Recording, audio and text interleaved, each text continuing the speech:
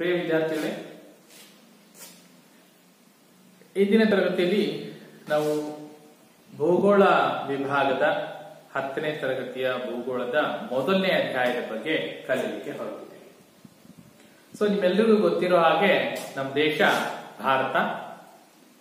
ಭಾರತದ ಪ್ರಜೆಗಳಾದ ನಮಗೆ ಭಾರತದ ಮೂಲಭೂತ ಕೆಲವು ಫಂಡಮೆಂಟಲ್ ಕಾನ್ಸೆಪ್ಟ್ಸ್, ಭಾರತದ ಸ್ಥಾನ ಮತ್ತು ವಿಸ್ತೀರ್ಣ, ವಿಶ್ವದ ಭೂಪಟವನ್ನು ಕೊಟ್ಬಿಟ್ಟು ಇದರಲ್ಲಿ ಭಾರತವನ್ನ ನೀನ್ ಗುರುತಿಸಪ್ಪ ಅಂತ ಹೇಳಿದ್ರೆ ನಮಗೆ ಗುರುತಿಸ್ಲಿಕ್ಕೆ ಬರ್ಬೇಕಲ್ಲ. ಭಾರತದ ಸ್ಥಾನ ಏನಿದೆ, ವಿಶ್ವದಲ್ಲಿ ಭಾರತದ ಸ್ಥಾನ ಏನಿದೆ, ಅದರ ವಿಸ್ತೀರ್ಣ ಏನಿದೆ, ಅದರ ಉದ್ದಗಲಗಳೆಷ್ಟಿದೆ, ಸೊ ಇವೇ ಮೊದಲಾದ ಪ್ರಮುಖ ವಿಚಾರಗಳನ್ನ ನಾವು ಇವತ್ತಿನ ಪಾಠದಲ್ಲಿ ತಿಳಿತಾ ಹೋಗೋಣ.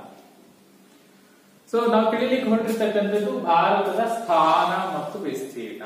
ಈ ಸ್ಥಾನ ಅಂದ್ರೆ ಎಲ್ಲಿ ವಿಶ್ವದ ಭೂಪಟದಲ್ಲಿ ಭಾರತದ ಸ್ಥಾನ ಏನು ಅಂತ ನಾವು ಅಭ್ಯಾಸ. ಸೊ ವಿಶ್ವದ ಭೂಪಟದಲ್ಲಿ ಭಾರತದ ಸ್ಥಾನ ಏನು ಬೇಕಾದ್ರೆ ನಮಗೆ ವಿಶ್ವದ ಭೂಪಟದ ಇದೆ. ನಾನಿಲ್ಲಿ ಒಂದು ವರ್ಲ್ಡ್ ಮ್ಯಾಪ್ ಅನ್ನ ಹಾಕ್ತಾ ಇದ್ದೀನಿ. ವಿಶ್ವ ಭೂಪಟ ಇದೆ. ಈ ವಿಶ್ವ ಭೂಪಟದಲ್ಲಿ ಭಾರತದ ಸ್ಥಾನ ಎಲ್ಲಿದೆಯಪ್ಪ ಭಾರತದ ಸ್ಥಾನ? ವಿಶ್ವ ಭೂಪಟ ಕೊಟ್ಬಿಟ್ರೆ ನಾವು ತೋರಿಸ್ಬಿಡ್ತೀವಿ ಭಾರತ ಎಲ್ಲಿದೆಯಪ್ಪ ಅಂತ ಹೇಳಿದ್ರೆ, ನೋಡಿ ಭಾರತ ಇಲ್ಲಿದೆ ಅಂತ ತೋರಿಸ್ಬಿಡ್ತೀವಿ. ರೈಟ್, ನಮ್ಮ ದೇಶವನ್ನ ನಾವು ಚೆನ್ನಾಗಿ ನೋಡಿದೀವಿ, ಮ್ಯಾಪ್ ನೋಡಿದೀವಿ, ಮ್ಯಾಪ್ ನೋಡ್ತೀವಿ, ನೀಟಾಗಿ ಗೊತ್ತಾಗುತ್ತೆ ಇದು ಭಾರತದ ಸ್ಥಾನ. ತೋರ್ಸೋದಾಯ್ತು, ಹೇಳಪ್ಪ, ಹಾಗೆ ಹೇಳಪ್ಪ.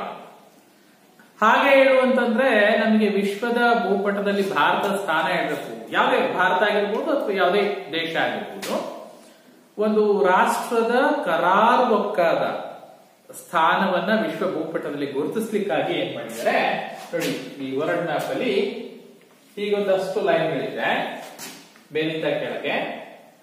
ಈಗೊಂದಷ್ಟು ಎಡದಿಂದ ಬಲಕ್ಕೆ ಒಂದಷ್ಟು ಲೈನ್ಗಳಿದೆ. ನೀವು ಈಗಾಗಲೇ 8ನೇ ತರಗತಿಯಲ್ಲಿ ಓದಿದ್ದೀರಾ, ಅಭ್ಯಾಸ ಮಾಡಿದ್ದೀರಾ. ಇವನ್ನ ನಾವು ಎಡದಿಂದ ಬಲಕ್ಕೆ ಎಳೆದಿರ್ತಕ್ಕಂಥ, ಅದಕ್ಕಿಂತ ಹೆಚ್ಚಾಗಿ ದಿಕ್ಕುಗಳನ್ನ ಫಸ್ಟ್ ನಾವು ತಿಳ್ಕೊಬೇಡ. ದಿಕ್ಕಿನ ಪರಿಚಯ ಮಾಡಿಕೊಂಡು ಆ ನಂತರದಲ್ಲಿ ಸ್ಥಾನವನ್ನ ನೋಡೋಣ. ಎಷ್ಟು ದಿಕ್ಕಿದೆಯಪ್ಪ? ದಿಕ್ಕುಗಳೆಷ್ಟಿದೆ? 4 ದಿಕ್ಕುಗಳಿದೆ. ರೈಟ್, ಯಾವ್ದು ನೋಡಿ, ಯಾವಾಗಲೂ ಮ್ಯಾಪ್ ನಲ್ಲಿ ಯಾವುದೇ ಮ್ಯಾಪ್ ತಗೊಳ್ಳಿ, ಮ್ಯಾಪ್ ಅಲ್ಲಿ ಮೇಲ್ಭಾಗ ಉತ್ತರ ಇರುತ್ತೆ. ನೀವು ಯಾವುದೇ ಮ್ಯಾಪ್ ತಗೊಳ್ಳಿ, ಮ್ಯಾಪ್ ಅಲ್ಲಿ ಒಂದ್ ಕಡೆ ಕೊಟ್ಟಿರ್ತಾರೆ ದಿಕ್ಕನ್ನ ಯಾವ ಕಡೆ ಇದೆ ಅಂತ ಹೇಳಿ. ನೋಡಿ, ಈ ಕಡೆ ಇದೆ ನಾರ್ತ್ ಅಂತ ಕೊಟ್ಟಿದ್ದಾರೆ, ಇಲ್ಲಿ ಕೊಟ್ಟಿದ್ದಾರೆ ನಾರ್ತ್. ರೈಟ್, ಇದು ಉತ್ತರ. ಇದು ಉತ್ತರ ಆದ್ರೆ ಇದು ದಕ್ಷಿಣ. ಉತ್ತರ ಈ ಕಡೆ ಇದ್ರೆ ಇದು ಪೂರ್ವ, ಇದು ಪಶ್ಚಿಮ. ಸೊ ಇದು ಉತ್ತರ, ಇದು ದಕ್ಷಿಣ, ಇದು ಪೂರ್ವ, ಇದು ಪಶ್ಚಿಮ. ಸೊ ಮ್ಯಾಪಿಗೆ ಅಪ್ಲೈ ಮಾಡಿದ್ರೆ ಏನಾಗುತ್ತೆ? ಇದು ಮ್ಯಾಪ್ ನ ಉತ್ತರ. ಭೂಪಟದ ಮೇಲ್ಭಾಗ ಯಾವಾಗಲೂ ಉತ್ತರವಾಗಿರುತ್ತೆ. ಇದು ಉತ್ತರ ಅಂದ್ರೆ ಇದು ದಕ್ಷಿಣ, ದಕ್ಷಿಣ ಈ ಕಡೆಗೆ ಪೂರ್ವ, ಈ ಕಡೆಗೆ ಪಶ್ಚಿಮ. ಇದು 4 ಪ್ರಧಾನ ದಿಕ್ಕುಗಳು. 4 ದಿಕ್ಕಿನ ಜೊತೆಗೆ ಮತ್ತೆ 4 ಉಪದಿಕ್ಕುಗಳು ಅಂತ ಇದೆ. ಯಾವ ಉಪದಿಕ್ಕುಗಳು? ಅದರ ಮಧ್ಯದಲ್ಲಿ ಬರ್ತಕ್ಕಂಥ ಉಪದಿಕ್ಕುಗಳು. ಯಾವುದು? ಇದು ಈಶಾನ್ಯ, ಇದು ಆಗ್ನೇಯ, ಇದು ನೈಋತ್ಯ, ಈ ಕಡೆ ವಾಯು. ರೈಟ್, ದಿಕ್ಕುಗಳು ಮತ್ತು ಉಪದಿಕ್ಕುಗಳ ಕಲ್ಪನೆ, ಕಾನ್ಸೆಪ್ಟ್ ನಮಗೆ ನೀಟಾಗಿ ಅರ್ಥ ಆಯ್ತು. ನೋಡಿ, ಉತ್ತರ, ದಕ್ಷಿಣ, ಪೂರ್ವ, ಪಶ್ಚಿಮ. ರೈಟ್, ಉತ್ತರ ಪೂರ್ವದ ನಡುವೆ ಈಶಾನ್ಯ ಬರ್ತಾ ಇದೆ, ಪೂರ್ವ ದಕ್ಷಿಣದ ಮಧ್ಯೆ ಆಗ್ನೇಯ, ದಕ್ಷಿಣ ಪಶ್ಚಿಮದ ನಡುವೆ ನೈಋತ್ಯ, ಪಶ್ಚಿಮ ಉತ್ತರದ ನಡುವೆ ವಾಯು. ದಿಕ್ಕುಗಳನ್ನ ನೆನಪಿಟ್ಕೊಳ್ಳಿಕ್ಕೆ ಇದೊಂದು ಟ್ರಿಕ್. ಸೊ ನಾವು ಯಾವಾಗ ಕ್ಲಾಸ್ ರೂಮ್ ಅಲ್ಲಿ ಹೇಳ್ತಾ ಇರ್ತೀವಿ, ದಿಕ್ಕುಗಳನ್ನ ಸುಲಭವಾಗಿ ನೆನಪಿಟ್ಕೊಳ್ರಪ್ಪ, ಯಾವ್ದಾದನ್ನ ಎಲ್ಲೆಲ್ಲ ಗುರುತಿಸಬಾರ್ದು. ಸೊ ಇಲ್ಲಿಂದ ಶುರು ಮಾಡಿಕೊಂಡು ಕಂಟಿನ್ಯೂಸ್ ಆಗಿ ಹೇಳ್ಕೊಂಡು ಬರೋದು. ಮೊದಲನೇ ಅಕ್ಷರಗಳನ್ನ ಹೇಳ್ಕೊಂಡು ಒಂದು ಫಾರ್ಮುಲಾ ಮಾಡ್ಕೊಂಡು ಡೈರೆಕ್ಷನ್ ಹೀಗೆ. ಹೇಗೆ? ಉ, ಈ, ಪು, ಆದನೈ, ಪವ. ರೈಟ್, ಉಯಿಪು ಆದನೈಪವ ಅಂತಕ್ಕಂಥದ್ದು ದಿಕ್ಕುಗಳನ್ನು ಸುಲಭವಾಗಿ ನೆನ್ಪಿಟ್ಕೊಳ್ಳಿಕ್ಕೆ ಇರ್ತಕ್ಕಂಥ ಒಂದು ಸರಳ ಉಪಾಯ. ಸೊ ಹಾಗಾದ್ರೆ ನಾವು ಈ ಉಯಿಪು ಆದನೈಪವದಲ್ಲಿ ಭಾರತ ವಿಶ್ವದ ಭೂಪಟದಲ್ಲಿ ಭಾರತದ ಸ್ಥಾನ ಏನು ಅನ್ಬೇಕಾದ್ರೆ ನಾವು ವಿಶ್ವದ ಭೂಪಟದಲ್ಲಿ ಭಾರತ ಉತ್ತರಕ್ಕೆ ಬರುತ್ತೋ, ದಕ್ಷಿಣಕ್ಕೆ ಬರುತ್ತೋ, ಪೂರ್ವಕ್ಕೆ ಬರುತ್ತೋ, ಪಶ್ಚಿಮಕ್ಕೆ ಬರುತ್ತೋ, ಈಶಾನ್ಯಕ್ಕೆ ಬರುತ್ತೋ, ನೈಋತ್ಯಕ್ಕೆ ಬರುತ್ತೋ, ಆಗ್ನೇಯಕ್ಕೆ ಬರುತ್ತೋ, ವಾಯುವ್ಯಕ್ಕೆ ನೋಡಿ. ಇಡೀ ವಿಶ್ವ ಭೂಪಟವನ್ನ ನಾವು ಗಮನಿಸಿದ್ರೆ ವಿಶ್ವ ಭೂಪಟದಲ್ಲಿ ಮೇಲ್ಭಾಗ ಯಾವಾಗ ಉತ್ತರ ಆಗಿರುತ್ತೆ, ಇದು ದಕ್ಷಿಣ, ಇದು ಪೂರ್ವ, ಇದು ಪಶ್ಚಿಮ, ರೈಟ್.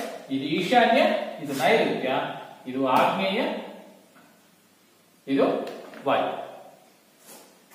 ನೋಡಿ, ವಿಶ್ವ ಭೂಪಟದಲ್ಲಿ ಮಧ್ಯದಲ್ಲಿ ಒಂದು 0 ಡಿಗ್ರಿ ಅಕ್ಷಾಂಶ ಅಂತ ಪಾಸ್. 0 ಡಿಗ್ರಿ ಅಕ್ಷಾಂಶ, ಇದನ್ನ ಈಕ್ವೇಟರ್ ಅಂತ ಕರಿತೀವಿ, ಸಮಭಾಜಕ ವೃತ್ತ ಅಂತ ಕರಿತೀವಿ. 0 ಡಿಗ್ರಿ ಅಕ್ಷಾಂಶ. ಈ 0 ಡಿಗ್ರಿ ಅಕ್ಷಾಂಶದಿಂದ ಮೇಲ್ಗಡೆ ಮೇಲ್ಭಾಗ ಅಂದ್ರೆ 0 ಡಿಗ್ರಿ ಅಕ್ಷಾಂಶದಿಂದ ಉತ್ತರಕ್ಕೆ ಇರ್ತಕ್ಕಂಥದ್ದನ್ನ ಉತ್ತರಾರ್ಧಗೋಳ ಅಂತ ಕರಿತೀವಿ. ಸಮಭಾಜಕ ವೃತ್ತದಿಂದ ದಕ್ಷಿಣಕ್ಕೆ ಇರ್ತಕ್ಕಂಥ ಅರ್ಧ ಭಾಗವನ್ನ ದಕ್ಷಿಣಾರ್ಧಗೋಳ ಅಂತ ಕರಿತೀವಿ, ರೈಟ್. ಹೀಗೆ ನೋಡಿ, ಸಮಭಾಜಕ ವೃತ್ತ ಇಲ್ಲೋಗಿದೆ, ಇಲ್ಲಿ ಪಾಸ್ ಆಗಿದೆ, ರೈಟ್. ನಿಮಗೆ ಕಾಣಿಸ್ತಾ ಇದೆ, ಇಲ್ಲೋ ಸಮಭಾಜಕ ವೃತ್ತ ಇಲ್ಲಿ ಪಾಸ್ ಆಗಿದೆ. ಭಾರತ ಇಲ್ಲಿದೆ, ಭಾರತ ಇಲ್ಲಿ.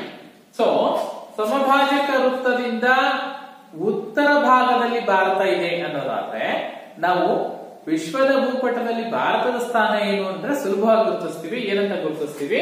ಭಾರತ ಉತ್ತರಾರ್ಧಗೋಳದಲ್ಲಿ ಬರ್ತಾ ಇದೆ, ಉತ್ತರಾರ್ಧಗೋಳಕ್ಕೆ ಬರುತ್ತೆ, ರೈಟ್. ಉತ್ತರಾರ್ಧ ಇದು ಉತ್ತರಾರ್ಧ, ಇದು ದಕ್ಷಿಣಾರ್ಧ, ಭಾರತ ಬರ್ತಕ್ಕಂಥ ಉತ್ತರಾರ್ಧದಲ್ಲಿ, ರೈಟ್. ಇಲ್ಲಿದೆ ಭಾರತ, ರೈಟ್. ಇನ್ನ ಪೂರ್ವಾರ್ಧ ಮತ್ತು ಪಶ್ಚಿಮಾರ್ಧ ಸಮಭಾಜಕ ವೃತ್ತ ಏನಿದೆ 0 ಡಿಗ್ರಿ, ಇಲ್ಲಿಂದ ಉತ್ತರಾರ್ಧ ದಕ್ಷಿಣಾರ್ಧ ಅಂತ ಮಾಡಿ. ಇನ್ನ ಪೂರ್ವ ಪಶ್ಚಿಮ ಹೇಗ್ ಮಾಡ್ತೀವಿ? ಮಧ್ಯಕ್ಕೆ ಇಟ್ಕೊಂಡ್ಬಿಡೋಣ. ಹೆಂಗೆ ಮಧ್ಯಕ್ಕೆ ಇಟ್ಕೊಳ್ಳೋಣ? ಇಲ್ಲಲ್ಲ, ಇಲ್ಲೇನ್ ಬರುತ್ತೆ? 0 ಡಿಗ್ರಿ ಅಕ್ಷಾಂಶ, 0 ಡಿಗ್ರಿ ರೇಖಾಂಶ ಅಂತ ಬರುತ್ತೆ. ಕೇತಲ್ ಓದಿದ್ರ ಈಗಾಗಲೇ? 0 ಡಿಗ್ರಿ ರೇಖಾಂಶ ಇಲ್ಲಿದೆ. ಈ 0 ಡಿಗ್ರಿ ರೇಖಾಂಶ ಲಂಡನ್ ಪಟ್ಟಣದ ಮೇಲೆ ಹಾದು ಹೋಗುತ್ತೆ ಅಂತ ಕರೀತೀವಿ. ಈ 0 ಡಿಗ್ರಿ ರೇಖಾಂಶದಿಂದ ಪೂರ್ವಕ್ಕಿರೋದು ಪೂರ್ವಾರ್ಧಗೋಳ, ಪಶ್ಚಿಮಕ್ಕಿರೋದು ಪಶ್ಚಿಮಾರ್ಧಗೋಳ, ರೈಟ್. 0 ಡಿಗ್ರಿ ರೇಖಾಂಶದ ಮೇಲೆ ನಾನೀಗ ಈಗ ಇಟ್ಕೊಳ್ತಾ ಇದ್ದೀನಿ. ಸೊ ಭಾರತ ಎಲ್ಲಿ ಬರ್ತಾ ಇದೆ? ಎಲ್ಲಿ ಬರ್ತಾ ಇದೆ? ಆಗಲೇ ಉತ್ತರಾರ್ಧಗೋಳ ಅಂತ. ಈ ಉತ್ತರಾರ್ಧಗೋಳವನ್ನ 2 ಭಾಗ ಮಾಡಿದೀವಿ, ಪೂರ್ವಾರ್ಧ ಮತ್ತು ಪಶ್ಚಿಮಾರ್ಧ. ಯಾವ ಕಡೆ ಬರ್ತಾ ಇದೆ? ಪೂರ್ವಾರ್ಧಕ್ಕೆ ಬರ್ತಾ ಇದೆ, ರೈಟ್. ಸೊ ನಮಗೆ ಈಗ ವಿಶ್ವದ ಭೂಪಟದಲ್ಲಿ ಭಾರತದ ಸ್ಥಾನವನ್ನು ಹೇಳೋದು ಸುಲಭ ಆಯ್ತು. ಏನ್ ಸುಲಭ ಆಯ್ತು? ಭಾರತ ವಿಶ್ವ ಭೂಪಟದಲ್ಲಿ ಉತ್ತರಾರ್ಧಗೋಳದ ಪೂರ್ವಾರ್ಧ ಭಾಗಕ್ಕೆ ಬರ್ತಾ ಇದೆ. ಸೊ ಭಾರತ ಇಲ್ಲಿದೆ, ಭಾರತ ಈ ಭಾಗದಲ್ಲಿದೆ. ಈ ಭಾಗ ಅಂತಂದ್ರೆ ಹೇಗೆ? ಉತ್ತರಾರ್ಧಗೋಳದ ಪೂರ್ವಾರ್ಧ ಭಾಗ, ಫೈನ್. ಉತ್ತರಾರ್ಧಗೋಳದ ಪೂರ್ವಾರ್ಧ ಭಾಗ ಅಂದ್ರೆ ನೋಡಪ್ಪ, ಇಷ್ಟು ಬಂದ್ಬಿಟ್ಟು ಇದು ಪೂರ್ವಾರ್ಧ, ಇಲ್ಲಿಗೆ ಒಂದು ಗೆರೆ ಹಾಕೊಂಡ್ರೆ ಇದು ಪೂರ್ವಾರ್ಧ ಭಾಗ, ರೈಟ್. ಉತ್ತರಾರ್ಧಗೋಳದ ಪೂರ್ವಾರ್ಧ ಅಂದ್ರೆ ಇಷ್ಟು ಬಂತು. ಸೊ ಇಷ್ಟರಲ್ಲಿ ಭಾರತ ಎಲ್ಲಿ ಬರುತ್ತೆ? ಕರಾರುಕ್ಕಾಗಿ ಹೇಳ್ಬೇಕಲ್ಲ. ಸೊ ಆಗ ನಮಗೆ ಹೆಲ್ಪ್ ಆಗ್ತಕ್ಕಂಥದ್ದು ಅಕ್ಷಾಂಶ ಮತ್ತು ರೇಖಾಂಶ. ಅಕ್ಷಾಂಶ ಮತ್ತು ರೇಖಾಂಶ ಬಹಳ ಮುಖ್ಯ. ಏನು ಅಕ್ಷಾಂಶ ರೇಖಾಂಶಗಳೆಂದ್ರೇನು? ಅಕ್ಷಾಂಶಗಳು ಯಾವಾಗಲೂ ಅಕ್ಷಾಂಶ ರೇಖಾಂಶಗಳು ಇವು ಕಾಲ್ಪನಿಕ ರೇಖೆ. ಭೂಮಿಯ ಮೇಲೆ ಒಂದು ನಿರ್ದಿಷ್ಟವಾದ ಪ್ರದೇಶವನ್ನ ಕರಾರುವಕ್ಕಾಗಿ ಗುರುತಿಸಲಿಕ್ಕಾಗಿ ಅಕ್ಷಾಂಶ ರೇಖಾಂಶಗಳು ಅಂತ ಕಾಲ್ಪನಿಕ ರೇಖೆಗಳನ್ನು ಹೇಳಿದ್ವಿ. ಹಾಗಾದ್ರೆ ಭೂಮಿ ಮೇಲೆ ಎಲ್ಲಿ ಪಾಸ್ ಆಗ್ತಾ ಇದೆ ಅಂತ ಹೋಗಿ ಹುಡುಕಿದ್ರೆ ಸಿಗಲ್ಲ. ಇದು ಕಾಲ್ಪನಿಕ ರೇಖೆಗಳು. ಉತ್ತರದಿಂದ ದಕ್ಷಿಣಕ್ಕೆ ಎಳೆದಿರ್ತಕ್ಕಂಥ ರೇಖೆಗಳೇನಿದೆ, ಉತ್ತರದಿಂದ ದಕ್ಷಿಣ, ಉತ್ತರ ಧ್ರುವದಿಂದ ದಕ್ಷಿಣ ಧ್ರುವ ಸಂಧಿಸುವಂತೆ ಎಳೆದಿರ್ತಕ್ಕಂಥ ರೇಖೆಗಳನ್ನ, ಕಾಲ್ಪನಿಕ ರೇಖೆಗಳನ್ನ ರೇಖಾಂಶ ಅಂತ ಕರಿತೀವಿ. ಪೂರ್ವದಿಂದ ಪಶ್ಚಿಮಕ್ಕೆ ಎಳೆದಿರ್ತಕ್ಕಂಥ ಅಡ್ಡಗೆರೆಗಳನ್ನ, ವೃತ್ತಾಕಾರದ ಗೆರೆಗಳನ್ನ ನಾವು ಅಕ್ಷಾಂಶಗಳು ಅಂತ ಕರಿತೀವಿ. ಅಕ್ಷಾಂಶ ರೇಖಾಂಶಗಳ ಬಗ್ಗೆ ಹೋದ್ವಿ. ಸೊ ಇಲ್ಲಿ ಭಾರತದ ಸ್ಥಾನ ಅಂತ ಬಂದಾಗ ಭಾರತ ಯಾವ ಅಕ್ಷಾಂಶ ರೇಖಾಂಶಗಳ ಮಧ್ಯೆ ವಿಸ್ತರಿಸಿದೆ? ರೈಟ್, ನೋಟ್ ಮಾಡಬೇಕು. ಭಾರತ ಯಾವ ಅಕ್ಷಾಂಶ ರೇಖಾಂಶಗಳ ಮಧ್ಯೆ ವಿಸ್ತರಿಸಿದೆ ಅಂದಾಗ ನಾವು ಇಲ್ಲಿಂದ ಗುರುತು ಮಾಡ್ತೀವಿ ನೋಡಿ. 0 ಡಿಗ್ರಿ ಅಕ್ಷಾಂಶ ಇಲ್ಲಿದೆ. 0 ಡಿಗ್ರಿಯಿಂದ ಉತ್ತರಕ್ಕೆ ಹೋದ ಹಾಗೆ 1 2 3 4 5 6 7 8 ಕೌಂಟ್ ಮಾಡ್ಕೊಳ್ತಾ ಹೋದ್ರೆ ಭಾರತ ಕನ್ಯಾಕುಮಾರಿ ಇದೆಯಲ್ಲ, ಈ ಕನ್ಯಾಕುಮಾರಿ ತುದಿ ಬರ್ತಕ್ಕಂಥದ್ದು 8 ಡಿಗ್ರಿ ಅಕ್ಷಾಂಶ. ಸೊ ನಾವು ಹೇಗೆ ಹೇಳ್ತಾ ಇದೀವಿ? ಉತ್ತರ ದಕ್ಷಿಣವಾಗಿ ಹೇಳ್ತಾ ಇದೀವಿ. ಉತ್ತರ ದಕ್ಷಿಣವಾಗಿ. ಸೊ ಉತ್ತರ ದಕ್ಷಿಣವಾಗಿ ಭಾರತ 8 ಡಿಗ್ರಿ 4 ಅಕ್ಷಾಂಶದಿಂದ 8 ಡಿಗ್ರಿ 4 ಅಕ್ಷಾಂಶದಿಂದ ಎಲ್ಲಿ ಕನ್ಯಾಕುಮಾರಿ ಇಲ್ಲಿ ಮೇಲೆ ಇಲ್ಲಿ ಕಾಶ್ಮೀರ್ ಅಂತ ಕರಿತೀವಲ್ಲ. ಸೊ ದಕ್ಷಿಣದಲ್ಲಿ ಇಲ್ಲಿಂದ 8 ಡಿಗ್ರಿ 4 ಅಕ್ಷಾಂಶದಿಂದ ಮೇಲ್ಗಡೆ 37 ಡಿಗ್ರಿ 6 ಅಕ್ಷಾಂಶ. ಯಾವ ಅಕ್ಷಾಂಶ? ಉತ್ತರ ಅಕ್ಷಾಂಶ. ನೆನಪಿಡಿ, ಭಾರತ ಉತ್ತರ ದಕ್ಷಿಣವಾಗಿ, ದಕ್ಷಿಣದಿಂದ ಉತ್ತರಕ್ಕೆ 8 ಡಿಗ್ರಿ 4 ಅಕ್ಷಾಂಶದಿಂದ 37 ಡಿಗ್ರಿ 6 ಅಕ್ಷಾಂಶದ ಮಧ್ಯಭಾಗದಲ್ಲಿ ಭಾರತ ಇದೆ. ಸೊ ಎರಡು ಲೈನ್ ಹಾಕೊಂಡ್ರೆ ನಾವು ಇಲ್ಲಿಂದ ಇಲ್ಲಿಗೆ ಲೈನ್ ಹಾಕೊಂಡ್ರೆ ಈ ಮಧ್ಯಭಾಗದಲ್ಲಿ ಬರ್ತಾ ಇದೆ. ಇದು ದಕ್ಷಿಣದಿಂದ ಉತ್ತರಕ್ಕೆ. ಇನ್ನ ಪೂರ್ವ ಪಶ್ಚಿಮವಾಗಿ, ಪಶ್ಚಿಮದಲ್ಲಿ ಎಲ್ಲಿಂದ ಪೂರ್ವದಲ್ಲಿ ಎಲ್ಲಿಯವರೆಗೆ ಅಂತ ನೋಡಿದ್ರೆ 68 ಡಿಗ್ರಿ 7 ಅಕ್ಷಾಂಶದಿಂದ 68 ಡಿಗ್ರಿ 7 ಅಕ್ಷಾಂಶದಿಂದ 97 ಡಿಗ್ರಿ 3 ಅಕ್ಷಾಂಶದವರೆಗೆ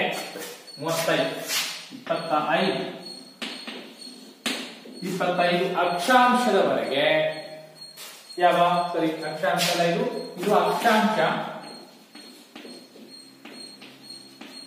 ಇದು ರೇಖಾ. ಉತ್ತರ ಅಕ್ಷಾಂಶ, ಪೂರ್ವ ರೇಖಾಂಶ, ಉತ್ತರ ಅಕ್ಷಾಂಶ ಮತ್ತು ಪೂರ್ವ ರೇಖಾಂಶ. ನೋಡಿ, ಭಾರತ ಯಾವ ಅಕ್ಷಾಂಶ ಮತ್ತು ರೇಖಾಂಶಗಳ ಮಧ್ಯೆ ವಿಸ್ತರಿಸಿದೆ? ಅಕ್ಷಾಂಶ ರೇಖಾಂಶೀಯ ಸ್ಥಾನವನ್ನು ಬರೆಯಿರಿ ಅಂತ ಹೇಳಿದ್ರೆ, ಭಾರತ ದಕ್ಷಿಣದಲ್ಲಿ 8 ಡಿಗ್ರಿ 4 ಅಕ್ಷಾಂಶದಿಂದ ಉತ್ತರದಲ್ಲಿ 37 ಡಿಗ್ರಿ 6 ಅಕ್ಷಾಂಶದವರೆಗೆ. ಸೊ ಈ ಮಧ್ಯಭಾಗದಲ್ಲಿ ಉತ್ತರ ಅಕ್ಷಾಂಶಗಳಿಗೆ ಹರಡಿದೆ. ಹಾಗೆ ಪೂರ್ವ ಪಶ್ಚಿಮವಾಗಿ ಬಂದ್ಬಿಟ್ಟು 68 ಡಿಗ್ರಿ 7 ಅಕ್ಷಾಂಶದಿಂದ ಈ ಕಡೆ ದಕ್ಷಿಣದಲ್ಲಿ ಪಶ್ಚಿಮದಲ್ಲಿ ಪೂರ್ವದಲ್ಲಿ ಎಲ್ಲಿಗೆ ಬರ್ತಾ ಇದೆ? 97 ಡಿಗ್ರಿ 25 ಅಕ್ಷಾಂಶದವರೆಗೆ ಭಾರತ ವಿಸ್ತರಿಸಿದೆ. ಈಗ ನಮ್ಮ ಭಾರತದ ನಕ್ಷೆ ನೋಡೋಣ.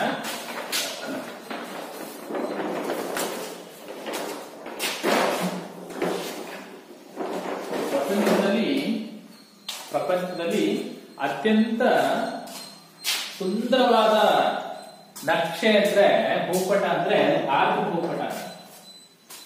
ನಿಮ್ಗೆಲ್ರಿಗೂ ಭಾರತದ ಭೂಪಟ ಬಿಡಿಸ್ಲಿಕ್ಕೆ ಬರುತ್ತಲ್ವಾ? ಒಂದು ಮ್ಯಾಪ್ ಹಾಕೊಂಡ್ಬಿಡೋಣ. ಮ್ಯಾಪ್ ಹಾಕೊಂಡು ಅದರಲ್ಲಿ ಗುರುತಿಸೋ ಪ್ರಯತ್ನ ಮಾಡೋಣ.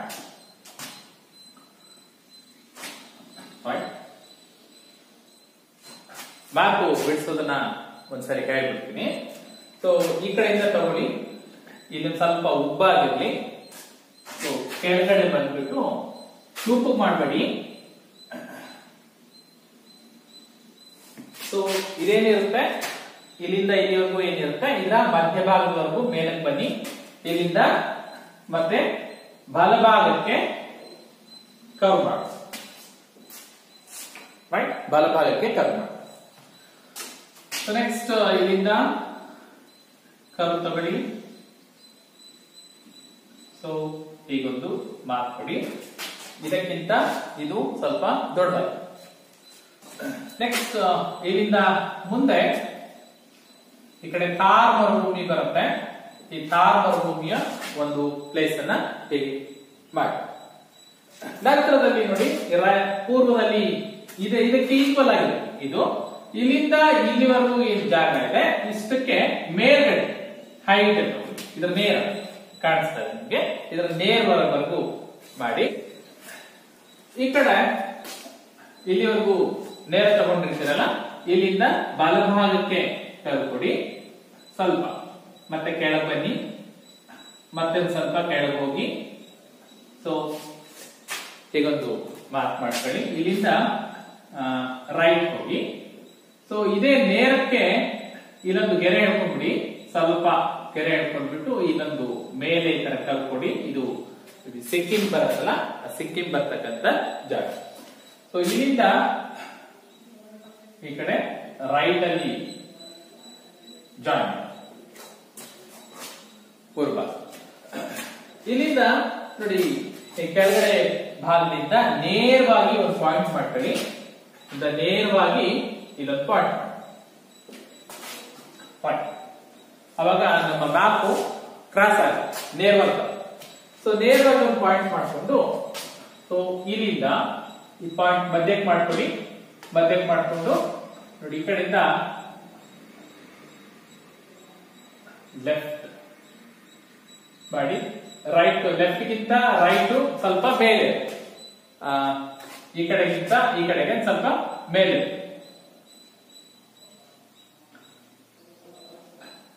ರೈಟ್ ಸ್ಟ್ರೈಟ್ ಆಗಿ ಬನ್ನಿ. ಇದನ್ನ ಇಲ್ಲಿ ರೈಟ್. ಇಲ್ಲಿ ಸ್ವಲ್ಪ ಒಳಗೆ ಬಂದ್ಬಿಟ್ಟು ಕೆಳಗೆ ಡೌನ್ ಕೊಡಿ. ಹೀಗೆ ಡೌನ್ ಬನ್ನಿ, ಮತ್ತೆ ಕೆಳಗೆ ತಗೊಳ್ಳಿ, ಈ ಕಡೆ ಬನ್ನಿ, ನೇಪಾಳ. ರೈಟ್. ನೋಡ್ತಾ ಇದ್ದೀರಾ, ಭಾರತದ ಮ್ಯಾಪ್ ಬಿಡಿಸೋದು ಬಹಳ ಸ್ವಲ್ಪ. ಅದನ್ನ ಪ್ರಯತ್ನ ಮಾಡಿ, ಪ್ರಾಕ್ಟೀಸ್ ಮಾಡಿ. ಸೊ ಈ ಭಾರತದ ಮ್ಯಾಪ್ ಅಲ್ಲಿ ನಾವೀಗ ಆಗ್ಲೇ ಹೇಳಿದ್ವಲ್ಲ ಅಕ್ಷಾಂಶ ರೇಖಾಂಶಗಳು ಎಲ್ಲೆಲ್ಲಿದೆ ಅಂತ ಹೇಳಿ. ಸೊ ಅಕ್ಷಾಂಶ ರೇಖಾಂಶಗಳನ್ನ ಗುರುತಿಸೋದಾದ್ರೆ ನೋಡಿ 8.8 ಡಿಗ್ರಿ 4 ಅಕ್ಷಾಂಶ ಅಂತ ಹೇಳಿದ್ರೆ ಎಲ್ಲಿ ಬರ್ತಾ ಇದೆ? ಇಲ್ಲಿ ಬರ್ತಾ ಇದೆ. ರೈಟ್, ಇಲ್ಲಿ ಬರ್ತಾ ಇದೆ. 8 4 ಅಂದ್ರೆ ನಾವು ಇಲ್ಲಿ ಗುರುತಿಸ್ತೀವಿ. ಮೇಲ್ಗಡೆ ಉತ್ತರದಲ್ಲಿ 37 ಡಿಗ್ರಿ 6 ಅಂತ ಹೇಳಿದ್ರೆ ಮೇಲ್ಭಾಗದಲ್ಲಿ ಬರುತ್ತೆ. ರೈಟ್. ಇನ್ನು 68 ಡಿಗ್ರಿ 7 ಅಕ್ಷಾಂಶ ಅಂತ ಹೇಳಿದ್ರೆ ಈ ಕಡೆ ಬರುತ್ತೆ. 68 7 ಅಕ್ಷಾಂಶ ಹಿಂಗ್ ಬರುತ್ತೆ. ಇನ್ನ 97 ಡಿಗ್ರಿ 2 5 ಅಕ್ಷಾಂಶ ಅಂತ ಹೇಳಿದ್ರೆ ಈ ಕಡೆ. ಇದು ಭಾರತ ಯಾವ ಅಕ್ಷಾಂಶ ಮತ್ತು ರೇಖಾಂಶಗಳ ಮಧ್ಯೆ ವಿಸ್ತರಿಸಿದೆ ಎಂದಾಗ ನಾವು ಈ ಅಂಕಿಅಂಶಗಳನ್ನ ಇಲ್ಲಿ ಬರೆದಿದ್ದಾರೆ. ಇದು ಭಾರತದ ಕನ್ಯಾಕುಮಾರಿ ಪಾಸ್ ಆಗಿರ್ತಕ್ಕಂಥದ್ದು. ಭಾರತದ ದಕ್ಷಿಣ ತುದಿ ಅಂತ ಅಂದಾಗ ನಾವು ಇಂದಿರಾ ಪಾಯಿಂಟ್ ಅಂತ ಹೇಳ್ತೀವಿ. ಎಲ್ಲಿ ಬರುತ್ತೆ ಇಂದಿರಾ ಪಾಯಿಂಟ್? ನೋಡಿ, ಇಲ್ಲಿಗಿಂತ ಕೆಳಗೆ ಬರುತ್ತೆ. ಇಂದಿರಾ ಪಾಯಿಂಟ್ ಬರ್ತಕ್ಕಂಥದ್ದು 6 ಡಿಗ್ರಿ 4 5 ಅಕ್ಷಾಂಶ. 6 ಡಿಗ್ರಿ 4 5 ಅಕ್ಷಾಂಶ. ಸೊ ಎಲ್ಲಿ ಬರ್ತಾ ಇದೆ? ಇಂದಿರಾ ಪಾಯಿಂಟ್ ಬರೋದು ನೋಡಿ ಇದಕ್ಕಿಂತ ಕೆಳಗೆ. ಇದು 8 ಆದ್ರೆ ನೋಡಿ 6 ಅಂತಂದ್ರೆ ಇಲ್ಲಿ ಬರುತ್ತೆ. ರೈಟ್, ಇಲ್ಲಿ ಬರುತ್ತೆ. ಇದು Indira point. Right, Indira point. Indira point ಇಲ್ಲಿ ಭಾರತಕ್ಕೆ ಸೇರಿರ್ತಕ್ಕಂಥ ಅಂಡಮಾನ್ ಮತ್ತು ನಿಕೋಬಾರ್ ದ್ವೀಪಗಳಿದೆ. ಅಂಡಮಾನ್ ನಿಕೋಬಾರ್ ದ್ವೀಪಗಳಲ್ಲಿ ನಿಕೋಬಾರ್ ದ್ವೀಪದ ದಕ್ಷಿಣ ತುದಿ ಇಂದಿರಾ ಪಾಯಿಂಟ್ ಗುರುತಿಸಲಿಕ್ಕೆ ಕೇಳಿದಾಗ ಕನ್ಯಾಕುಮಾರಿ ಈ ಪಾಯಿಂಟ್ ಗಿಂತ ಕೆಳಗಿರುತ್ತೆ, ಈ ನೇರಕ್ಕಿಂತ ಕೆಳಗಿರುತ್ತೆ ಇಂದಿರಾ. ಇನ್ನು ಉತ್ತರದ ತುದಿ ಯಾವುದು ಅಂತ ಬಂದ್ರೆ ಉತ್ತರದ ತುದಿ ನೋಡಿ ಇಲ್ಲಿ ಬರುತ್ತೆ. ಇದನ್ನ ಇಂದಿರಾ ಕೋಲ್ ಅಂತ ಕರೀತೀವಿ. ಇಂದಿರಾ ಕೋಲ್ ಭಾರತದ ಉತ್ತರ ತುದಿ ಇಂದಿರಾ ಕೋಲ್, ಭಾರತದ ದಕ್ಷಿಣ ತುದಿ ಇಂದಿರಾ ಪಾಯಿಂಟ್. ರೈಟ್. ಇದು ಭಾರತದ ಅಕ್ಷಾಂಶ ಮತ್ತು ರೇಖಾಂಶಗಳು ಅಂತ ಏನ್ ಹೇಳ್ತೀವಿ. ಯಾವ ಅಕ್ಷಾಂಶ ರೇಖಾಂಶದ ಮಧ್ಯ ವಿಸ್ತರಿಸಿದೆ ಅಂದಾಗ ಈ ಅಕ್ಷಾಂಶ ರೇಖಾಂಶಗಳು, ಜೊತೆಗೆ ದಕ್ಷಿಣ ತುದಿ ಮತ್ತು ಉತ್ತರ ತುದಿಗಳು ನಮಗೆ ನೆನಪು. ಸೊ ಎರಡು ಪ್ರಮುಖ ರೇಖೆಗಳು ಬರ್ತಾ ಇದೆ ಭಾರತದಲ್ಲಿ. ಭಾರತದ ಮಧ್ಯಭಾಗದಲ್ಲಿ ಆಗಿ ಹೋಗ್ತಕ್ಕಂಥ ರೇಖಾಂಶ ಪರೀಕ್ಷಾ ದೃಷ್ಟಿಯಿಂದಲೂ ಕೂಡ ಬಹಳ ಮುಖ್ಯವಾಗಿರ್ತಕ್ಕಂಥ ಒಂದು ಪ್ರಶ್ನೆ. ಏನ್ ಪ್ರಶ್ನೆ? ಮ್ಯಾಪ್ ಅಲ್ಲಿ ಬಹುತೇಕ ಕೇಳ್ತಾ ಇರ್ತಾರೆ. ಭಾರತದ ಮಧ್ಯಭಾಗದಲ್ಲಿ ಆಗಿ ಹೋಗ್ತಕ್ಕಂಥ ಅಕ್ಷಾಂಶ ಯಾವುದು? 23.5 ಡಿಗ್ರಿ, ರೈಟ್? 23.5 ಡಿಗ್ರಿ ಉತ್ತರ ಅಕ್ಷಾಂಶ ಅಂತ ಕರಿತೀವಿ, ಅಥವಾ ಇದನ್ನ ಕರ್ಕಾಟಕ ಸಂಕ್ರಾಂತಿ ಅಂತ ಕರಿತೀವಿ, ರೈಟ್? ಕರ್ಕಾಟಕ ಸಂಕ್ರಾಂತಿ ವೃತ್ತ, ಕರ್ಕಾಟಕ ಸಂಕ್ರಾಂತಿ. ಮ್ಯಾಪಲ್ಲಿ ಬಹುತೇಕ ಕೇಳ್ತಾ ಇರ್ತಾರೆ ಈ ಪ್ಲೇಸ್ ಅನ್ನ ಗುರುತಿಸಿ. ಎಲ್ಲಿ ಬರುತ್ತೆ? ಭಾರತದ ಮಧ್ಯಭಾಗ. ನೋಡಿ, ಗುರುತಿಸ್ಬೇಕಾದ್ರೆ ಬಹಳಷ್ಟು ಮಕ್ಕಳು ತಪ್ಪು ಮಾಡ್ತಾರೆ. ಏನ್ ಮಾಡ್ತಾರೆ ಅಂತ ಹೇಳಿದ್ರೆ, ಈ ಭಾಗದಿಂದ ಅಥವಾ ಈ ಭಾಗದಿಂದ ಆಗ್ತಾರೆ. ಒಂದು ಸಣ್ಣ ಕ್ಲೂ ನೆನ್ಪಿಟ್ಕೊಳ್ತೀವಿ. 23.5 ಗುರುತಿಸ್ಲಿಕ್ಕೆ ಕೊಟ್ರೆ, 23.5 ಡಿಗ್ರಿ ಉತ್ತರ ಅಕ್ಷಾಂಶವನ್ನ ಗುರುತಿಸ್ಲಿಕ್ಕೆ ಕೊಟ್ರೆ ಈ ಭಾಗದಿಂದ ಶುರು ಮಾಡಿ. ಎಸ್, ನೋಡಿ, ಇಲ್ಲಿಂದ ಶುರು ಮಾಡಿಕೊಂಡು ಹೀಗೆ ಹೇಳ್ಬೋದು.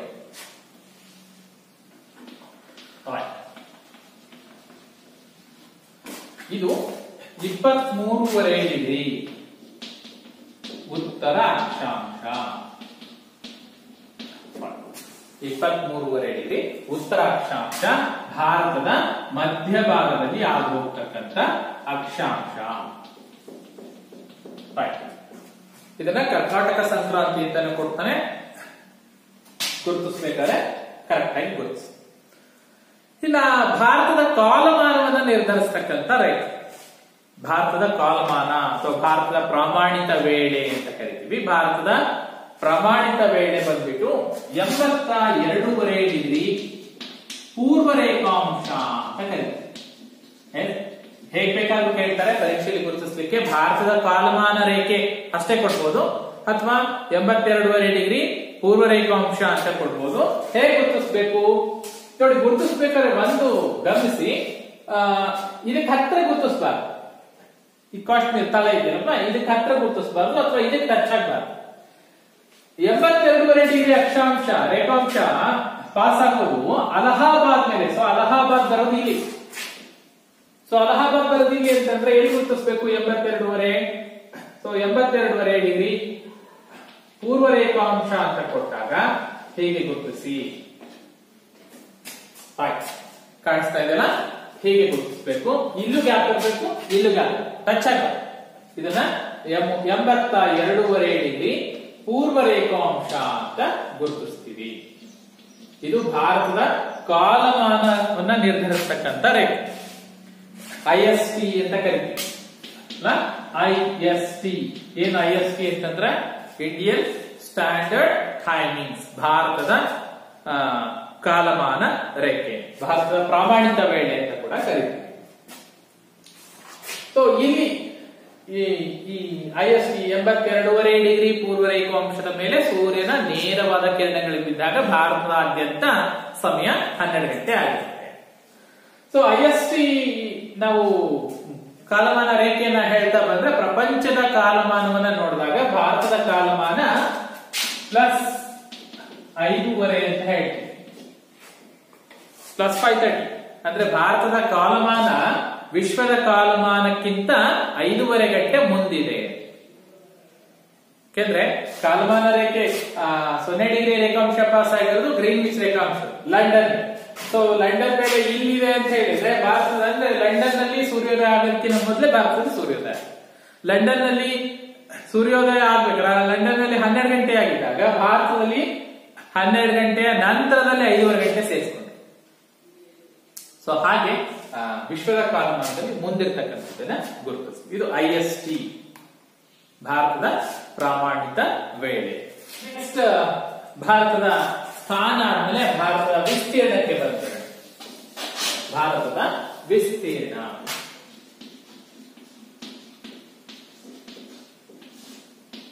ಎಷ್ಟಿದೆ? ಭಾರತದ ವಿಸ್ತೀರ್ಣ ಎಷ್ಟು?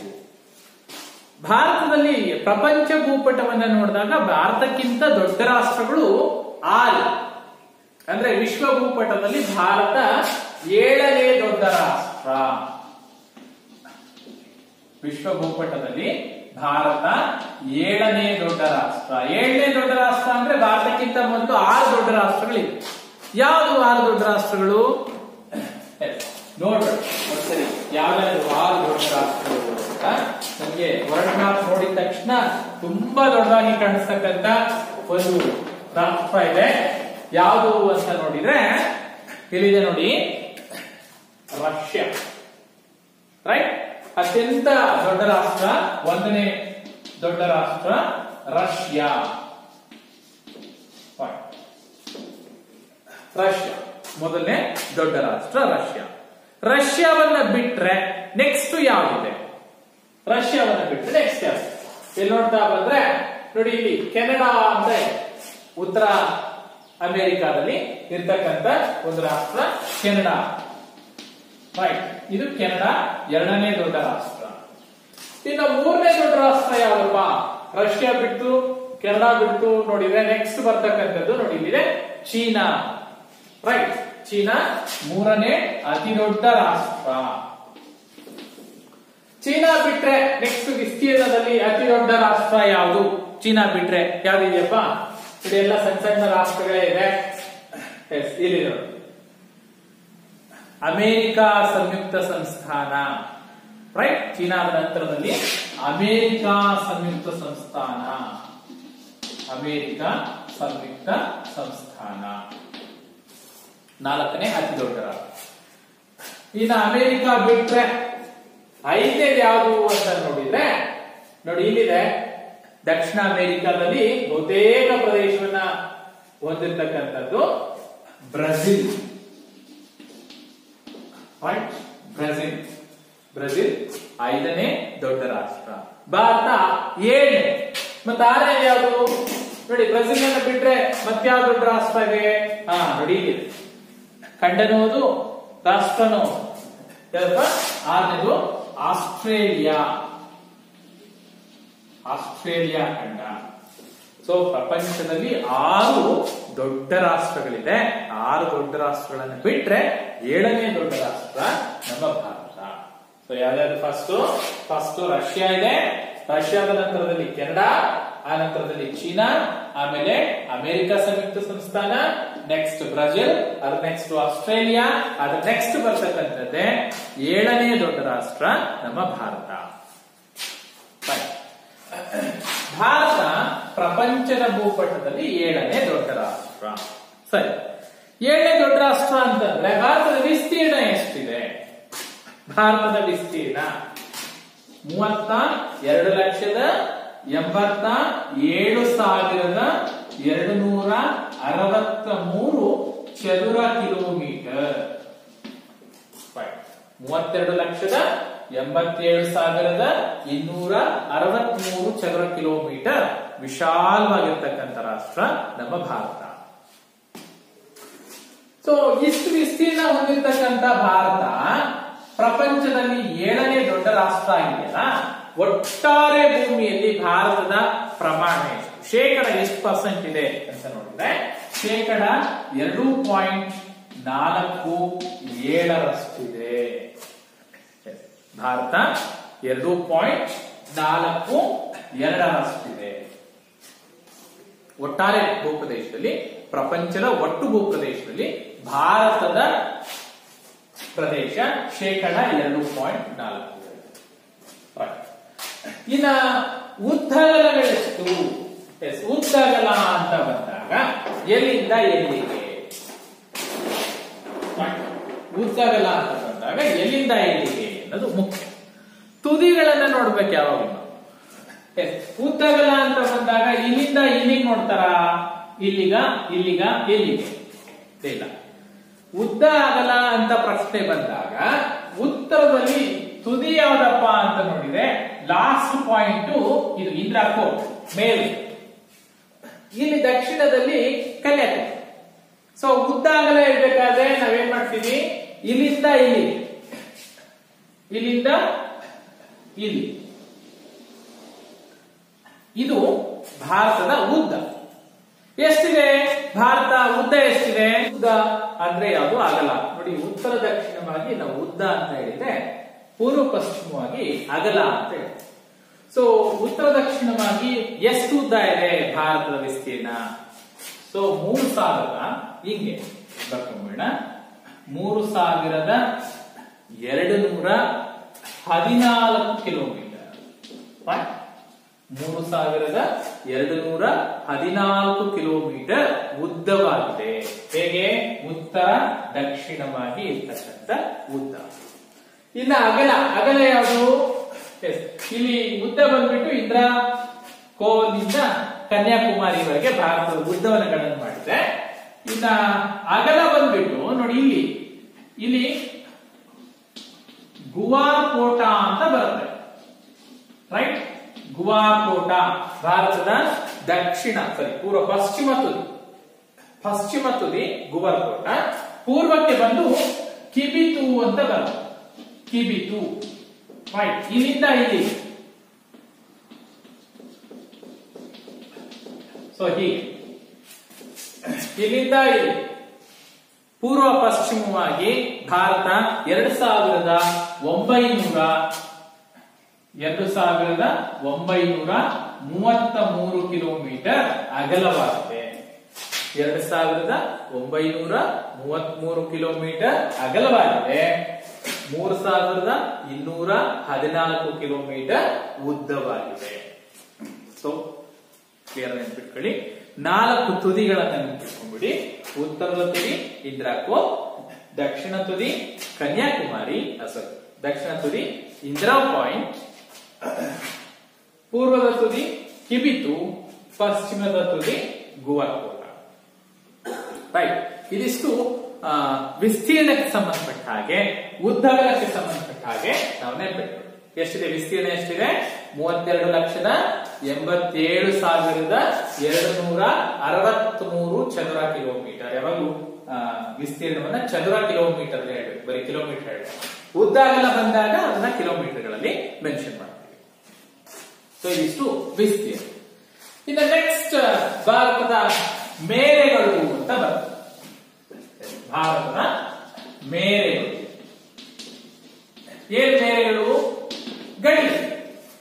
ಭಾರತದ ಮೇರೆ ಅಂತ ಬಂದಾಗ 2 ಭಾಗ ಮಾಡ್ತೀವಿ. ಒಂದು ಭೂಮೇರೆ, ಮತ್ತೊಂದು ಜಲಮೇರೆ. ಭೂಗಡಿ ಮತ್ತು ಜಲಗಡಿ ಅಂತ ಹೇಳಿ. ಭೂಮೇರೆ ಅಂದ್ರೆ ಎಲ್ಲಿಂದ? ಸೊ ಇಲ್ಲಿ ನೋಡಿ, ನಾವ್ ಈ ಕಡೆ ಭಾರತದ ಸ್ಥಾನವನ್ನ ನೋಡಿದಾಗ, ಭಾರತದ ಪೂರ್ವದಲ್ಲಿ ಈ ಕಡೆ ಬಂಗಾಳ ಕೊಲ್ಲಿ ಬರ್ತಾ ಇದೆ. ಈ ಕಡೆಗೆ ಪಶ್ಚಿಮಕ್ಕೆ ಬಂದ್ಬಿಟ್ಟು ಅರಬ್ಬಿ ಸಮುದ್ರ ಬರ್ತಾ ಇದೆ. ರೈಟ್? ದಕ್ಷಿಣದಲ್ಲಿ ಹಿಂದೂ ಮಹಾಸಾಗರ ಬರ್ತಾ ಇದೆ. ಸೊ ಈ ಅರಬ್ಬಿ ಸಮುದ್ರದ ಪಾಯಿಂಟ್ ಇದೆಯಲ್ಲ, ಈ ಕಡೆಗೆ ಖಚ್ಕಾರಿ ಅಂತ ಏನ್ ಹೇಳ್ತೀವಿ. ಸೊ ಇಲ್ಲಿಂದ ಹೇಳ್ಬಿಟ್ಟು ಈ ಕಡೆಗೆ ಇಲ್ಲಿವರೆಗೂ, ಎಲ್ಲಿ ಬಂಗಾಳ ಕೊಲ್ಲಿ ಏನ್ ಬರುತ್ತಲ್ಲ ಈ ಭಾಗದವರೆಗೂ, ಇಲ್ಲಿಂದ ಇಲ್ಲಿವರೆಗೂ ಭಾರತದ ಭೂಗಡಿ ಅಂತ ಕರಿತೀವಿ. ಭೂಗಡಿ ಬಂದ್ಬಿಟ್ಟು 15,200 ಕಿಲೋಮೀಟರ್. 15,200 ಕಿಲೋಮೀಟರ್ ಭೂಗಡಿಯನ್ನ ಹೊಂದಿದೆ. ಇಲ್ಲಿಂದ ಭೂಭಾಗದ ಗಡಿಯನ್ನ ಹೊಂದಿರತಕ್ಕಂಥದ್ದು 15,200. ಇನ್ನ ಜಲಗಡಿ ಬಂದ್ಬಿಟ್ಟು 6,100 ಕಿಲೋಮೀಟರ್ ಇದೆ. ಎಲ್ಲಿಂದ ಜಲಗಡಿ? ಇಲ್ಲಿಂದ ಕಚ್ ಕಾರಿಯಿಂದ ಹಿಡ್ಬಿಟ್ಟು ಈ ಕಡೆ ಗಂಗಾ ನದಿಯ ಮುಖಜ ಭೂಮಿ ಬರುತ್ತಲ್ಲಪ್ಪ, ಈ ಕಡೆ ಇಲ್ಲಿಂದ ಇಲ್ಲಿ ಭಾರತದ ಕರಾವಳಿ ಅಂತ ಏನ್ ಕರೀತೀವಲ್ಲ, ಸೊ ಈ ಭಾಗ 6,100 ಕಿಲೋಮೀಟರ್ ಇದೆ. ಸೊ ಇಷ್ಟೇನಾ ಹಾಗಾದ್ರೆ ಅಂತ ನೋಡಿದ್ರೆ ಇಲ್ಲ, ಇದು ಇಲ್ಲಿಂದ ಇಲ್ಲಿವರೆಗೂ ಅರಬ್ಬಿ ಸಮುದ್ರ, ಹಿಂದೂ ಮಹಾಸಾಗರ, ಬಂಗಾಳ ಕೊಲ್ಲಿ ಈ ಗಡಿಯನ್ನ ಒಳಗೊಂಡು ನೈಸರ್ಗಿಕ ಜಲಗಡಿಯನ್ನ ಒಳಗೊಂಡಿರ್ತಕ್ಕಂಥ. ಇದಲ್ಲದೆ ಈ ಕಡೆ ಅರಬ್ಬಿ ಸಮುದ್ರದಲ್ಲಿ ಲಕ್ಷದ್ವೀಪಗಳು ಅಂತ ಇದೆ. ಈ ಕಡೆ ಅಂಡಮಾನ್ ನಿಕೋಬಾರ್ ಇದೆ. ಅವುಗಳನ್ನು ದ್ವೀಪಗಳನ್ನು ಸೇರಿಸಿಕೊಂಡು ನಾವು ಹೇಳೋದಾದ್ರೆ 7,516.5 ಕಿಲೋಮೀಟರ್ ಕಂಡು. ಸೊ ದ್ವೀಪಗಳನ್ನ ಬಿಟ್ಟು 6100 ಕಿಲೋಮೀಟರ್ ಭಾರತದ ಜಲಗಡಿ ಇದ್ರೆ ದ್ವೀಪಗಳನ್ನು ಸೇರ್ಕೊಂಡು 7516.5 ಕಿಲೋಮೀಟರ್ ಜಲಗಡಿಯನ್ನ ಹೊಂದಿದೆ. ಸೊ ಇದು ಮೇರೆಗಳು. ಸೊ ನೈಸರ್ಗಿಕವಾಗಿ ಪ್ರತಿಯೊಂದು ರಾಷ್ಟ್ರಕ್ಕೂ ತನ್ನದೇ ಆಗಿರ್ತಕ್ಕಂಥ ಗಡಿ ಇರುತ್ತೆ. ಆ ಗಡಿ ಬಂದ್ಬಿಟ್ಟು ಭಾರತದ ಎರಡು, ಒಂದು ಭೂಗಡಿ ಮತ್ತೊಂದು ಜಲಗಡಿ. ಭೂಗಡಿ 15200 ಕಿಲೋಮೀಟರ್ ಭೂಗಡಿಯನ್ನ ಹೊಂದಿದ್ರೆ 6100 ಕಿಲೋಮೀಟರ್ ದ್ವೀಪಗಳನ್ನ ಹೊರತುಪಡಿಸಿ ಭಾರತದ ಜಲಗಡಿ. ದ್ವೀಪಗಳನ್ನ ಸೇರ್ಕೊಂಡು ಬಂದು 7516.5 ಕಿಲೋಮೀಟರ್ ಜಲಗಡಿಯನ್ನ ಹೊಂದಿರ್ತಕ್ಕಂಥದ್ದು. ಸೊ ನೆಕ್ಸ್ಟ್ ನೋಡೋದಾದ್ರೆ ಭಾರತದ ನೆರೆಯ ರಾಷ್ಟ್ರಗಳು ಅಂತ ಕರೀತಾರೆ. ಯಾವುದು ನೆರೆಯ ರಾಷ್ಟ್ರಗಳು? ನೆರೆಯ ರಾಷ್ಟ್ರಗಳು ಅಂದ್ರೆ ಅಕ್ಕಪಕ್ಕದಲ್ಲಿ ಇರ್ತಕ್ಕಂಥ ರಾಷ್ಟ್ರಗಳು, ಭಾರತದ ಗಡಿಗೆ ಹೊಂದಿಕೊಂಡಂತಹ ರಾಷ್ಟ್ರಗಳು. ಸೊ ಅವನ್ನ ನೆರೆಯ ರಾಷ್ಟ್ರಗಳು. ಸೊ ಯಾವ್ಯಾವುದು ನಮ್ಗೆ ಈಗಾಗಲೇ ಗೊತ್ತಿದೆ. ಭಾರತ 7 ನೆರೆಯ ರಾಷ್ಟ್ರಗಳನ್ನ ಹೊಂದಿದೆ. ಯಾವುದು 7 ನೆರೆಯ ರಾಷ್ಟ್ರ? ಯಾವ ದಿಕ್ಕಿನಲ್ಲಿ ಯಾವ ರಾಷ್ಟ್ರ ಬರುತ್ತೆ ನೋಡೋಣ. ಸೊ ಭಾರತದ ಈ ಭಾಗಕ್ಕೆ ಹೋದ್ರೆ ಇದನ್ನ ವಾಯುವ್ಯ ಭಾಗ ಅಂತ ಕರಿತೀವಿ. ವಾಯುವ್ಯದಲ್ಲಿ 2 ರಾಷ್ಟ್ರಗಳು ಬರ್ತಾ ಇದೆ. ವಾಯುವ್ಯದಲ್ಲಿ ಒಂದು ಪಾಕಿಸ್ತಾನ ಬರ್ತಾ ಇದೆ, ಇನ್ನೊಂದು ಅಫ್ಘಾನಿಸ್ತಾನ ಬರುತ್ತೆ. ಅಫ್ಘಾನಿಸ್ತಾನ, ಪಾಕಿಸ್ತಾನ ಮತ್ತು ಅಫ್ಘಾನಿಸ್ತಾನ. ಇಲ್ಲಿ ಈ ಕಡೆ ಪಾಕಿಸ್ತಾನ ಬಂದ್ರೆ ಅಫ್ಘಾನಿಸ್ತಾನ ಭಾರತದ ಈ ಭಾಗದಲ್ಲಿ ಮೇಲ್ಭಾಗದಲ್ಲಿ ಭಾರತಕ್ಕೆ ಟಚ್ ಆಗುತ್ತೆ. ವಾಯುವ್ಯದಲ್ಲಿ ಭಾರತದ ವಾಯುವ್ಯದಲ್ಲಿ ಪಾಕಿಸ್ತಾನ, ಅಫ್ಘಾನಿಸ್ತಾನ ಬರುತ್ತೆ. ಇನ್ನು ಭಾರತದ ಉತ್ತರಕ್ಕೆ ಬಂದ್ರೆ 3 ರಾಷ್ಟ್ರಗಳು ಬರ್ತಾ ಇದೆ. ಒಂದು ಚೀನಾ ಬರುತ್ತೆ, ಮತ್ತೊಂದು ನೇಪಾಳ ಬರುತ್ತೆ, ಮತ್ತೊಂದು ಭೂತಾನ್. ಚೀನಾ, ನೇಪಾಳ, ಭೂತಾನ್. ಫೈನ್. ಇವಿಷ್ಟು ಭಾರತದ ಉತ್ತರದಲ್ಲಿ ಕಂಡು ಬರ್ತಕ್ಕಂಥ ರಾಷ್ಟ್ರ. ಇನ್ನು ಭಾರತದ ಪೂರ್ವ ಭಾಗಕ್ಕೆ ಬಂದ ಈ ಕಡೆ ಮಯನ್ಮಾರ್, ಬಾಂಗ್ಲಾ ಮತ್ತು ಮಯನ್ಮಾರ್ ಭಾರತದ ಪೂರ್ವದಲ್ಲಿ ಕಂಡು ಬರ್ತಕ್ಕಂಥ ನೆರೆಯ ರಾಷ್ಟ್ರ. ಇನ್ನ ಭಾರತದ ಆಗ್ನೇಯ ಭಾಗಕ್ಕೆ ಬಂದ್ರೆ ಆಗ್ನೇಯ ಭಾಗದಲ್ಲಿ ಶ್ರೀಲಂಕಾ ಭಾರತದ ನೆರೆಯ ರಾಷ್ಟ್ರ ಆಗುತ್ತೆ. ಸೊ ಭಾರತದ ನೆರೆಯ ರಾಷ್ಟ್ರಗಳು ಅಂತ ಬಂದಾಗ ವಾಯುವ್ಯಕ್ಕೆ ಬಂದ್ರೆ ಪಾಕಿಸ್ತಾನ, ಅಫ್ಘಾನಿಸ್ತಾನ. ಉತ್ತರಕ್ಕೆ ಬಂದ್ರೆ ನೇಪಾಳ ಬರುತ್ತೆ, ಭೂತಾನ್ ಬರುತ್ತೆ, ಚೀನಾ ಬರುತ್ತೆ. ಇನ್ನ ಪೂರ್ವಕ್ಕೆ ಬಂದ್ರೆ ಪೂರ್ವದಲ್ಲಿ ಬಾಂಗ್ಲಾ ಬರುತ್ತೆ, ಮಯನ್ಮಾರ್ ಬರುತ್ತೆ. ಇನ್ನು ಆಗ್ನೇಯಕ್ಕೆ ಬಂದ್ರೆ ಆಗ್ನೇಯದಲ್ಲಿ ಶ್ರೀಲಂಕಾ ಭಾರತದ ನೆರೆಯ ರಾಷ್ಟ್ರಗಳು. ಸೊ ಭಾರತ ತನ್ನ ಎಲ್ಲ ನೆರೆಯ ರಾಷ್ಟ್ರಗಳೊಂದಿಗೆ ಉತ್ತಮವಾದ ಬಾಂಧವ್ಯವನ್ನ ಹೊಂದಿದೆ. ಭಾರತ ಶಾಂತಿಪ್ರಿಯ ರಾಷ್ಟ್ರ. ಯಾವ ರಾಷ್ಟ್ರದ ಜೊತೆಲೂ ಕೂಡ ಸಂಘರ್ಷದ ಹಾದಿಯನ್ನ ಹಿಡಿತಾ ಇಲ್ಲ. ಬದಲಾಗಿ ಎಲ್ಲ ರಾಷ್ಟ್ರಗಳ ಜೊತೆಗೂ ಕೂಡ ಉತ್ತಮ ಸೌಹಾರ್ದ ಸಂಬಂಧವನ್ನ ಹೊಂದಲಿಕ್ಕೆ ಬಯಸ್ತಾರೆ. ಇದಿಷ್ಟು ಭಾರತದ ನೆರೆಯ ರಾಷ್ಟ್ರಗಳು ಯಾವ್ಯಾವಿದೆ ಅಕ್ಕಪಕ್ಕದಲ್ಲಿ ಅನ್ನೋದು ನೆನಪಿರಲಿ. ಭಾರತಕ್ಕೆ ಸೇರಿರ್ತಕ್ಕಂಥ ದ್ವೀಪ ರಾಷ್ಟ್ರಗಳು, ನೆರೆಯ ರಾಷ್ಟ್ರಗಳು ಅಂದಾಗ ಅಂಡಮಾನ್ ನಿಕೋಬಾರ್ ಲಕ್ಷದ್ವೀಪಗಳನ್ನ ಬರಿಬಾರದು. ಇದು ಭಾರತದ ದ್ವೀಪಗಳು, ಭಾರತಕ್ಕೆ ಸಂಬಂಧಪಟ್ಟಿರ್ತಕ್ಕಂಥ ಭಾಗ. ಎಲ್ಲಿ ಬಂಗಾಳಕೊಲ್ಲಿಲಿ ಅಂಡಮಾನ್ ನಿಕೋಬಾರ್ ದ್ವೀಪಗಳಿದೆ. ಅರಬ್ಬಿ ಸಮುದ್ರದಲ್ಲಿ ಲಕ್ಷದ್ವೀಪಗಳಿದೆ. ಸೊ ಲಕ್ಷದ್ವೀಪಗಳನ್ನ ನಾವು ಹವಳದ ದ್ವೀಪಗಳು ಅಂತ ಕೂಡ ಕರಿತೀವಿ. ತುಂಬಾ ಬೆಲೆ ಬಾಳ್ತಕ್ಕಂಥ ಹವಳಗಳು ಅಲ್ಲಿ ಹೆಚ್ಚಾಗಿ ಲಭ್ಯವಿದೆ. ಸೊ ಇದಿಷ್ಟು ಭಾರತದ ನೆರೆಯ ರಾಷ್ಟ್ರಗಳಿಗೆ ಸಂಬಂಧಪಟ್ಟಂತ ಅಂಶಗಳು. ಸೊ ನೆಕ್ಸ್ಟ್ ಹೋಗೋದಾದ್ರೆ ಭಾರತದ ಆಡಳಿತ ವಿಭಾಗಗಳು. ಆಡಳಿತ ವಿಭಾಗಗಳು ಏನು? ಆಡಳಿತ ವಿಭಾಗಗಳು ಆಡಳಿತದ ದೃಷ್ಟಿಯಿಂದ ಭಾರತವನ್ನ ಎಷ್ಟು ರಾಜ್ಯಗಳಾಗಿ ವಿಭಾಗ ಮಾಡಿದ್ದಾರೆ? ನಮ್ಗೆಲ್ಲ ಗೊತ್ತಿದೆ ಎಷ್ಟು ರಾಜ್ಯಗಳಿದೆ ಭಾರತದಲ್ಲಿ.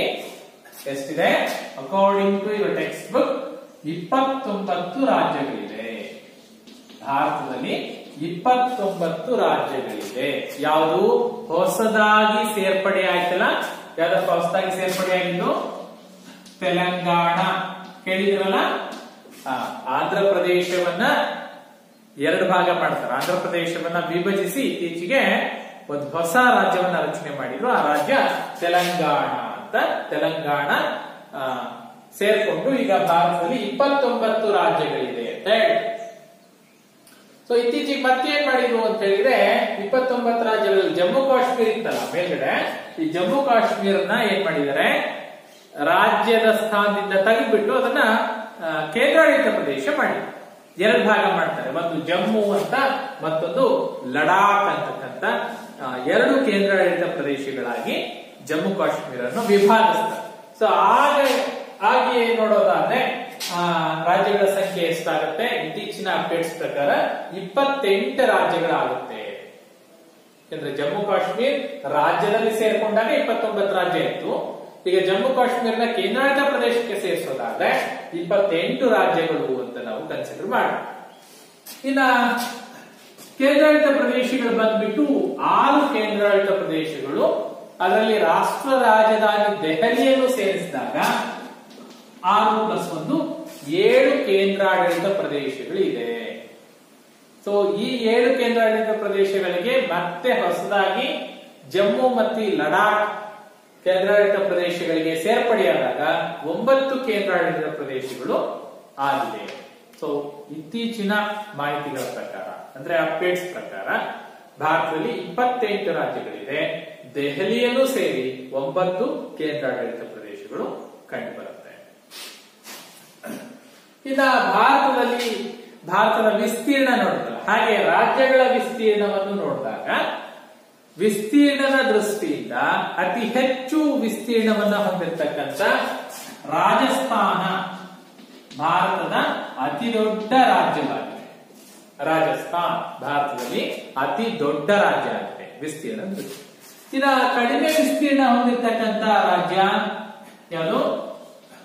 ಗೋವಾ. ರೈಟ್. ಕರ್ನಾಟಕದ ಉತ್ತರಕ್ಕೆ ಬರುತ್ತಲ್ಲ, ಕರ್ನಾಟಕ ಮಹಾರಾಷ್ಟ್ರಗಳ ಮಧ್ಯೆ ಬರ್ತಕ್ಕಂಥ ಒಂದು ಪುಟ್ಟ ರಾಷ್ಟ್ರ ಗೋವಾ ಭಾರತದ ಅತಿ ಚಿಕ್ಕ ರಾಜ್ಯ ಆಗಿದೆ.